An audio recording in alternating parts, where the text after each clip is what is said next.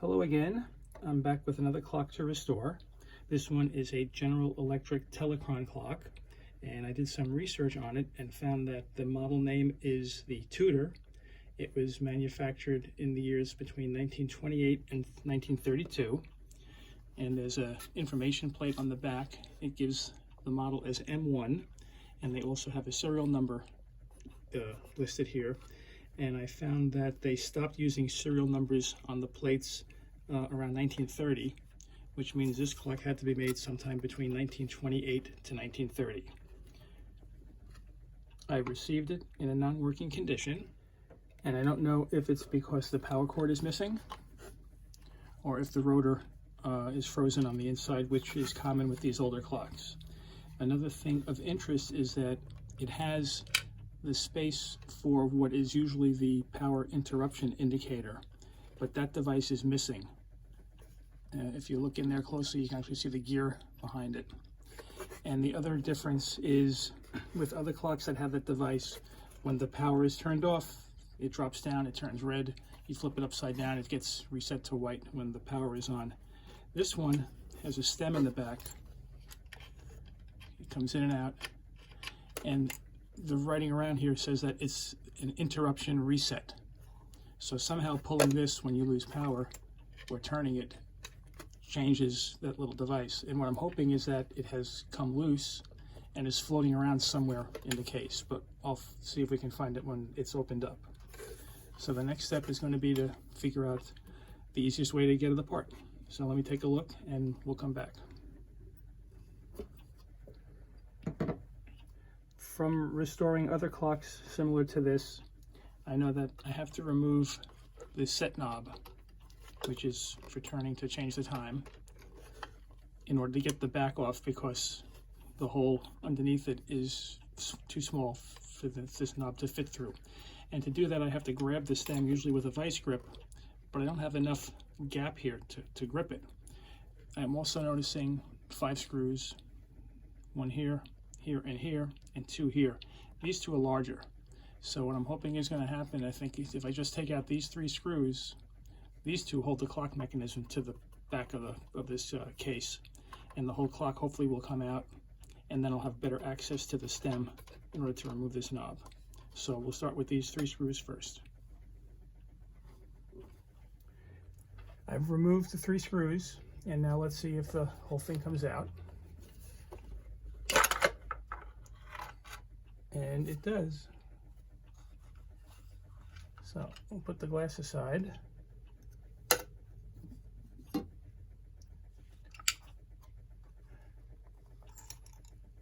And I'm looking for the reset device. Hopefully it's somewhere in here. But as far as getting this knob off now, this stem is here. So I'll easily be able to grab that and then unscrew this.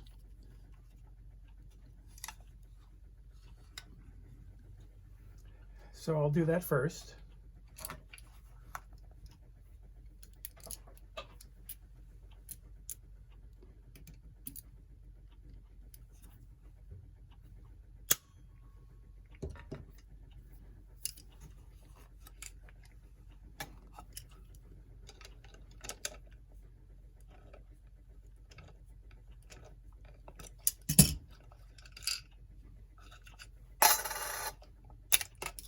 Okay.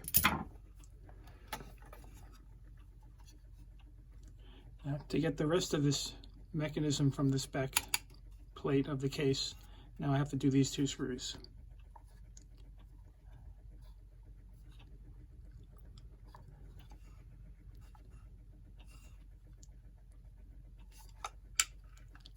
After looking at it more closely, I've decided instead of taking it apart from here, I'm going to take it apart from the front. So I'll remove the hands, the face. There's a couple of screws here that should let me access where the gears are. I also have to take apart the power cord connection here because we're going to put a new cord on it. So let me get started with that. The first, though, I have to take a closer look at the hands to figure out if these are held with a friction grip or if it's a threaded stem, so that I can remove it without damaging them. So let me check that out, and then when I figure it out, we'll come back. In taking a closer look at the hands, I'm having trouble figuring out if it's held on with the friction grip or if this is a threaded stem, as I said, but I'm going to place a little bit of the WD-40 on the stems to help loosen up whatever is holding it. But in flipping it around to try to take a look at it, what popped into place is that power indicator device I was talking about. You can see it's red there. So I found it, and hopefully I can reattach it so that it functions again. But let me get the WD-40 out for this. I've sprayed some WD-40 in the little cap I have here. Just going to apply it to the stem.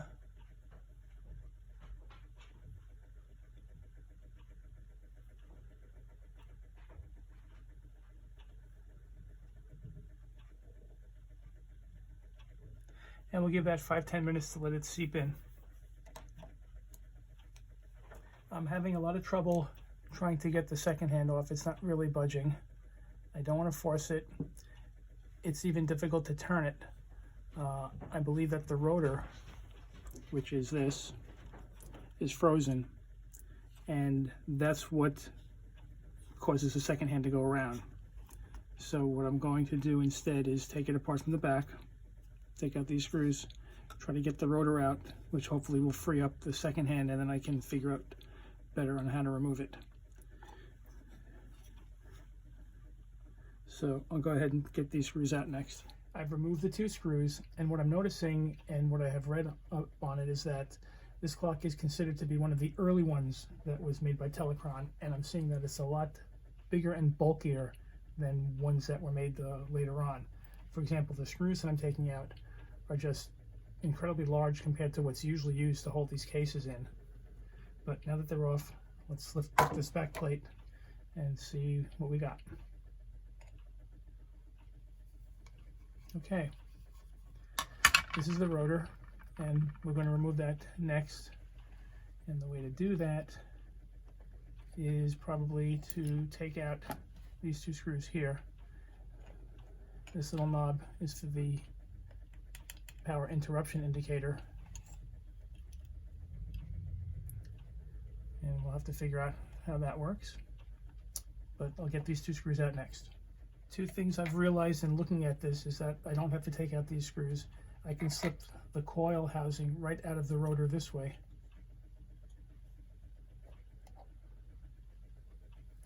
And normally this rotor would come right out, but it can't because it's attached to the second hand. You can see as I move this in and out, the second hand's moving. So now I have to go back to the front and somehow get that second hand off, otherwise I won't be able to fix this clock at all. Okay, I'm going to try again to just pry up the second hand.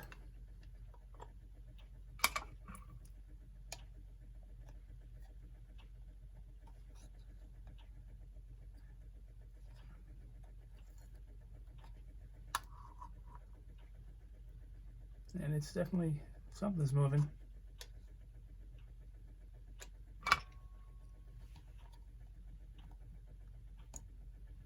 Got it off. A very unusual design. Normally it's a little hole here that'll fit over a stem.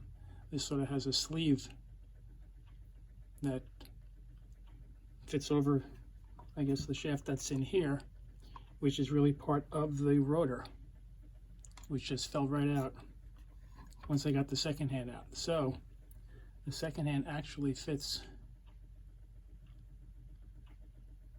directly into the rotor, and as it turns, so does the second hand. And I have seen other rotors from Telechron clocks. I've never seen this one before. It's very large. I'll show you what all the others look like that I've had in the past.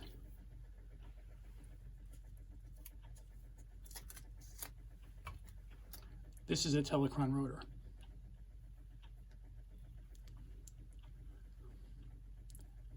You can see the differences in them. So the next step is going to be to try to figure out whether this is frozen and how to open it up to lubricate it.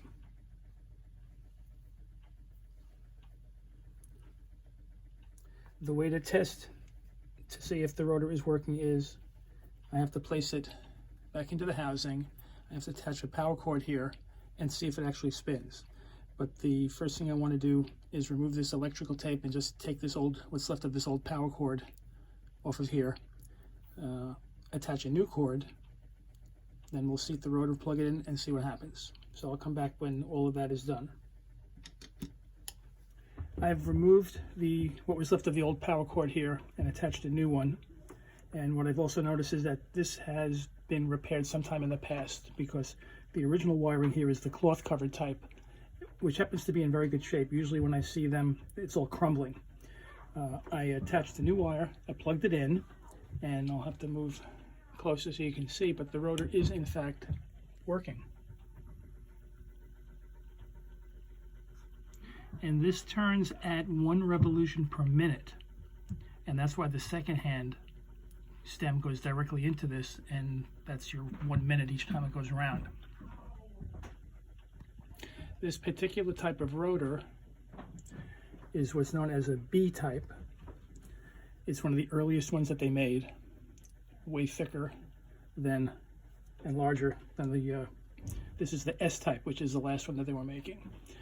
Had this not been running, I would have had to try to open it up or drill into it to clean out the old lubricant, which is all sludgy in there. But now that it's running, I don't have to do that.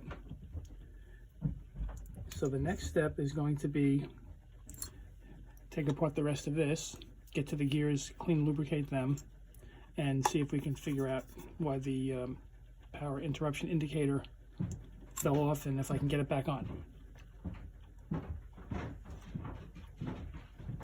What I'm going to do first is remove the hands. I'll work on getting them off and then I'll come back.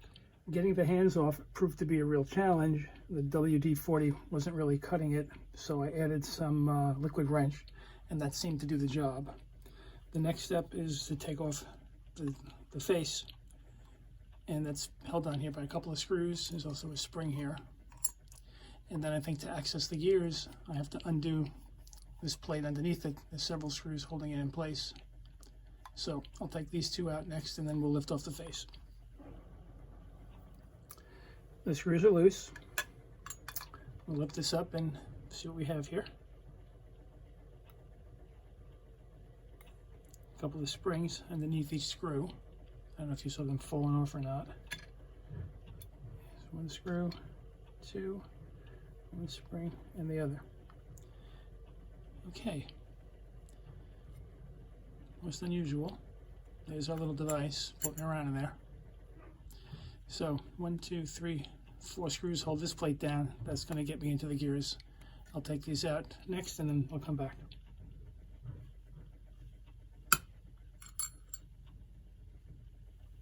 One thing I've done before taking this apart is the face sits like this with the 12 up top.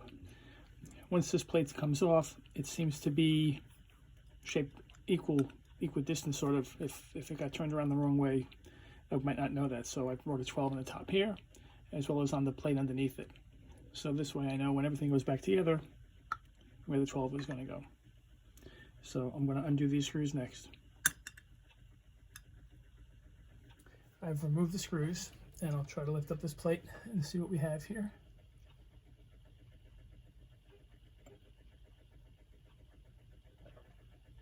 Very good. So this looks like it popped off of here. I'll have to figure out how this is supposed to attach, but in any event, before I start pulling these gears out, what I like to do now is take a few photos of it, and then as I remove the gear, I take a picture, and I have a good record of how this all gets put back together. So let me do that first. Okay, the way these come apart, we have the top one first.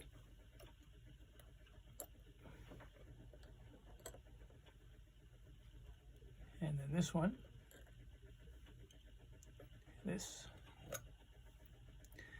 and this one is riveted in place, so it's not coming off. And these two screws hold these support arms. I don't have to undo those at all.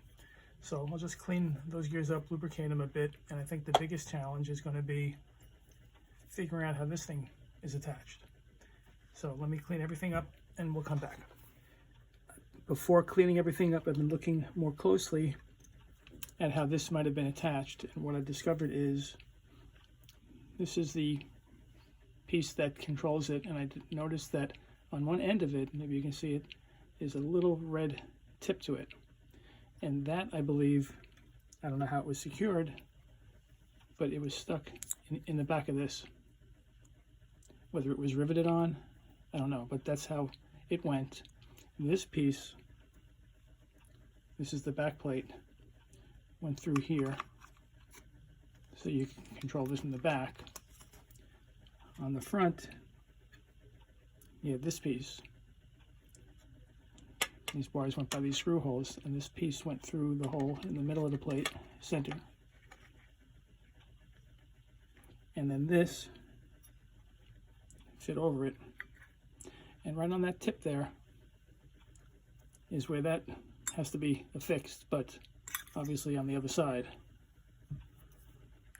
And it's going to be quite a challenge to try to, I don't know if I can epoxy that. And then hopefully have it positioned the correct way so it's on white when there's power is on and it flips to red when power is off. I don't know if this little device has a bearing on which way causes it to turn, or if it's just a little clip that holds this from coming out too far. Anyway, we'll get back to cleaning everything up, and we'll see what happens. I've cleaned up all the parts, the gears, the dial, the case, also the glass. And before reassembling the gears back into the plate, I'm going to work on attaching this piece back onto the stem here. Once I have that attached, then I'll come back with everything assembled. Before doing the final assembly, I thought I'd show you what I've done. I secured the little disc onto the stem with just a drop of crazy glue. Then once that's set, with some epoxy cement, I just went all around here and secured it to the stem from the other side, and it seems to be pretty strong. So now I'm going to fully reassemble the clock and come up with a new power cord to attach to the rotor housing, and we'll see how it looks when it's fully assembled. I've reassembled the gears. I've attached the rotor and the back of the clock, everything together. I also placed the face back on along with the second hand, and it appears as if the power indicator is functioning properly, and I'm going to let you take a look at that. With the power off, it's red, and with the power on, it flips to white. And if it gets shut off, back to red. So it appears I've got this on correctly.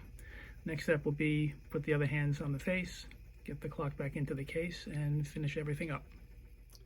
The clock is back together, it's fully reassembled, and it is running. So once again, we have here the General Electric Telechron Tudor clock, which was made somewhere between 1928 and 1930. So it's a ballpark of some 90 years old or so. And I'm happy with this one, especially because I got the power interruption indicator to work again. And I'll show you once again how that is working.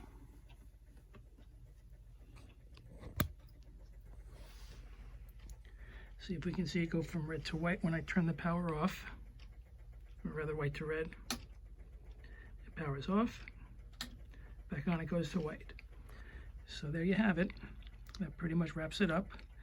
And if you've enjoyed the video, check out some of my others. Bye for now.